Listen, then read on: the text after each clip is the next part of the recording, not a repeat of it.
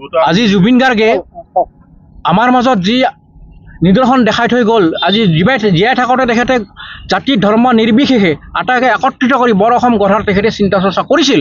কিন্তু তেখেতৰ মৃত্যুৰ পিছত আমি আজি আটাই আৱেগিক হৈ আজি আমি একত্ৰিত হৈ আজি ইয়াত আমি ইকো পাৰ্কত ৰঙিয়াবাসী ৰাইজৰ হৈ আমি ইছলাম ধৰ্মাৱলম্বী লোকসকলে আজি কোৰাণ পাঠ কৰিছোঁ আৰু হিন্দু ধৰ্মাৱলম্বী লোকসকলে গীতা পাঠ কৰিছে। আমি একেলগে একত্ৰিত হৈ কোৰাণৰ গীতা পাঠ কৰিছোঁ। আজি আমি দেখিছোঁ যে অসমত এতিয়া এটা এনেকুৱা পৰিৱেশ আহিছে যে ইয়াত না হিন্দু না মুছলমান, না খ্ৰীষ্টান না জৈন, না বৌদ্ধিষ্ট, না অসমীয়া না বাঙালী, কোনো ধৰণৰ আমাৰ ইয়াতে গোষ্ঠী বা বড়ো ভাই না অবড়ো, কোনো ধৰণৰ আমাৰ ইয়াতে ভেদাভেদ আজি ভেদাভেদ নাই আৰু ভেদাভেদ তেখেতে মাৰি থৈ গ'ল।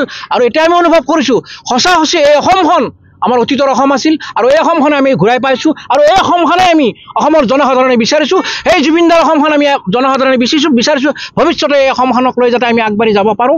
এই আমাৰ ফালৰ পৰা মুছলিম ধৰ্মাৱলম্বীসকলৰ ফালৰ পৰা দোৱা আৰু হিন্দু ধৰ্মাৱলম্বীসকলৰ ভগৱত পাঠ কৰি নিশ্চয় ওপৰৰ ওচৰত প্ৰাৰ্থনা কৰিব। এই আমি অসমবাসী ৰাইজলৈ আমি এই ৰঙিয়াৰ ইকো পাৰ্কৰ পৰাই এই মেছেজটো দিব বিচাৰিছোঁ। আমি ইয়াতে ৰঙিয়াৰ ইকো পাৰ্কৰ ৰঙিয়াৰ সচেতন নাগৰিকৰ দ্বাৰা অনুষ্ঠিত কৰা আজি ইয়াতে সৰ্বধৰ্ম আচলতে প্ৰাৰ্থনা আৰম্ভ কৰা হৈছে যদিও আমি দুটা মুছলিম আৰু হিন্দুৰ ফালৰ পৰা ভাগৱত, মুছলিমৰ পৰা কোৰাণ পাঠ কৰা হৈছে। আৰু ইয়াৰ জৰিয়তে আমি বাৰ্তা এটা কথা আমি দুটা দিব বিচাৰিছোঁ যে আমাৰ মাজত কোনো জাতি ধৰ্ম বৰ্ণ নিৰ্বিশেষে ভেদাভেদ নাই, আমি সকলোৱে এক।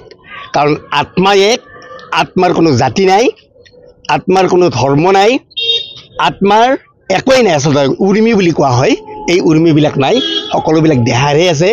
গতিকে সেইটো প্ৰতিবন্ধ কৰিব বিচাৰিছোঁ যাতে এই ৰঙিয়াত ইতিমধ্যে অব্যাহত থকা যিটো আমাৰ ঐক্যতা, বিভিন্ন সম্প্ৰীতি, এই ঐক্যতা সম্প্ৰীতিৰ মাজেৰে আমি আমাৰ শ্ৰদ্ধাৰ জুবিন গাৰ্গৰ আত্মাৰ সদগতি ইয়াতে বিচৰা হৈছে।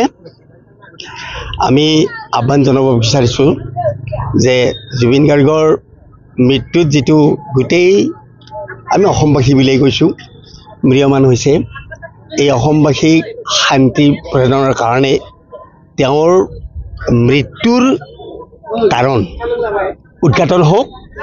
উদঘাটন হৈ সত্য প্ৰতিষ্ঠা হওক আৰু ভৱিষ্যতলৈ এনেধৰণৰ যদি হৈছে কুকাৰ্য সংঘটিত নহওক, এই আমি আশা ৰাখি